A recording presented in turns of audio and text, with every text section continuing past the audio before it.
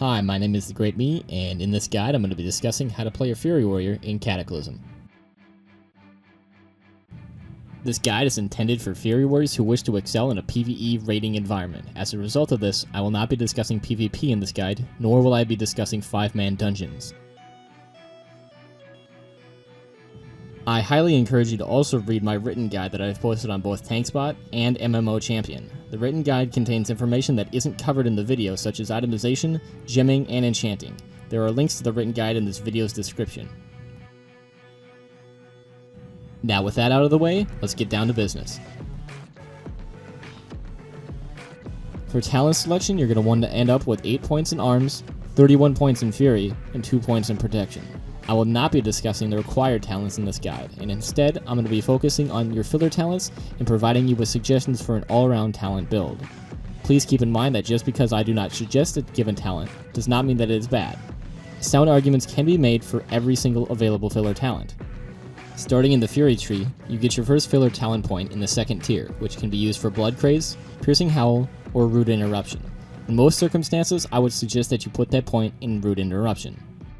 The next filler talent that you get is in Tier 4, which can be used for Die by the Sword, Heroic Fury, or the previously mentioned points.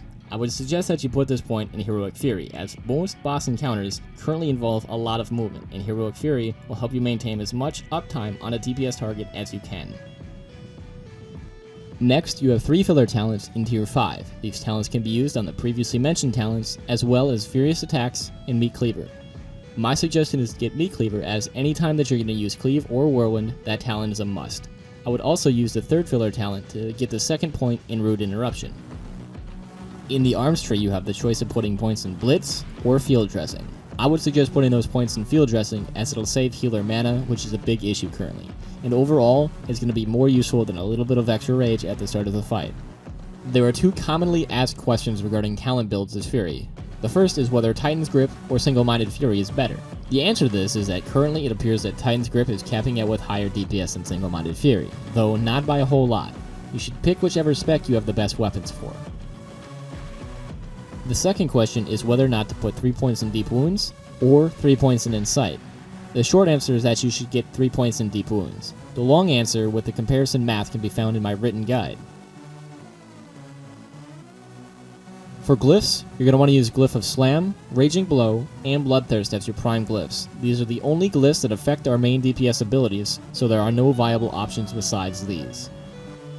For major glyphs, you have a few options. Whenever there's going to be at least 3 targets in range of being cleaved, you should have Glyph of Cleave. Glyph of Death Wish saves healer mana and is always a good choice. Anytime that you have to sustain Sunders, you're going to want to have Glyph of Colossus Smash, as it allows you to maintain your normal rotation. You could also use Glyph of Heroic Throw so that you can stack up Sunders faster at the beginning of a fight or when adds spawn. Finally, you could use Glyph of Victory Rush in certain situations to help save healer mana, though in most cases it's not going to be as good as Glyph of Death Wish. For minor glyphs, you again have a few options. You should be getting the Glyph of Berserker Rage, as it is off the global cooldown and the rage gained is affected by mastery, making it incredibly nice. Glyph of Furious Sundering is very nice anytime that you have to apply Sunders, and Glyph of Bloody Healing helps save healer mana. You could also use Glyph of Battle or Command, though considering that you're going to be using these shouts more or less on cooldown anyway, there really isn't an advantage to these glyphs unless you expect to die early during an encounter. The Fury rotation is pretty simple, though when you put it on an exact timescale it seems much more complex than it actually is. The reason for this is because Colossus Smash has a 20-second cooldown, meaning the next rotation doesn't technically start until you use Colossus Smash again, which makes the rotation look really long. In reality, you should just use Colossus Smash on cooldown, and then remember to use Bloodthirst, then Raging Blow, then Bloodthirst again, then a Blood Surge Slam proc if available, then repeat. If you're not enraged and can't use Raging Blow, then simply use a Blood Surge Slam during that Raging Blow global cooldown, whenever you possibly can. Basically, the goal is to always be doing something, because something is better than nothing.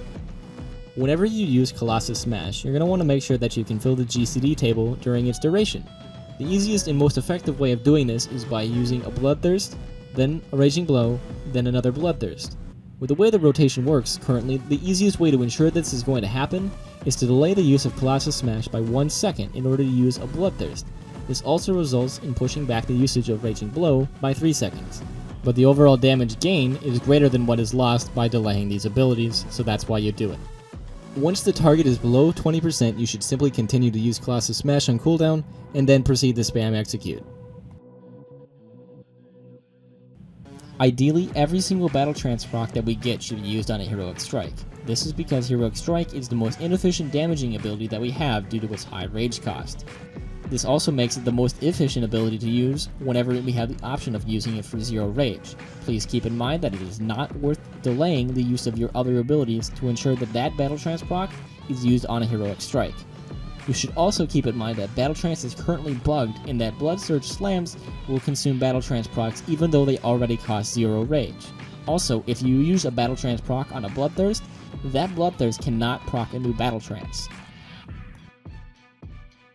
For AoE, you should simply replace Heroic Strike with Cleave and use Whirlwind on free global cooldowns, as well as using it over slams if you have the rage to do so.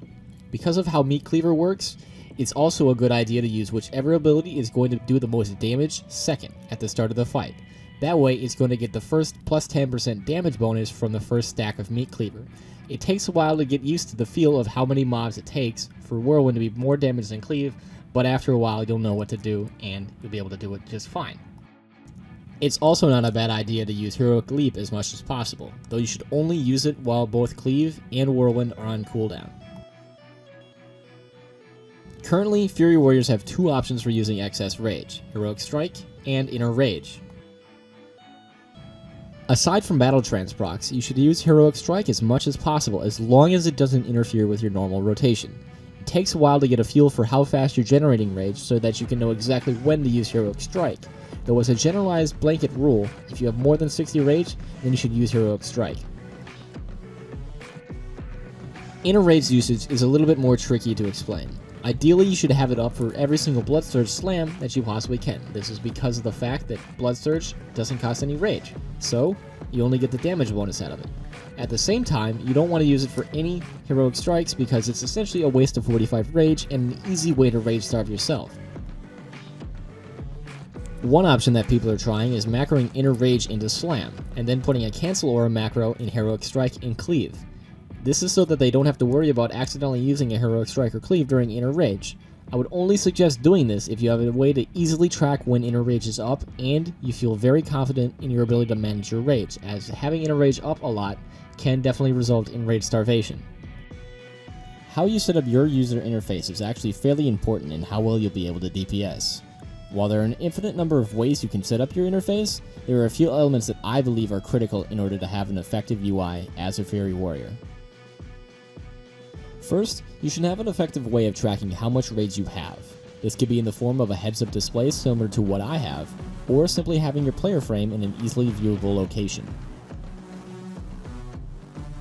Next, you should have some way of tracking your various types of procs. The important ones that need to be tracked in some way, shape, or form are your Blood Surge procs and your Battle Trance procs. While the standard Blizzard UI does have its own animation for Blood Surge procs, I personally find that this isn't enough for me, as I have other information being displayed where that animation is located. Other procs you might want to consider tracking are Flurry, Insight, Executioner, Root Interruption, and Meat Cleaver procs, as well as possibly tracking any Trinket or Enchant procs.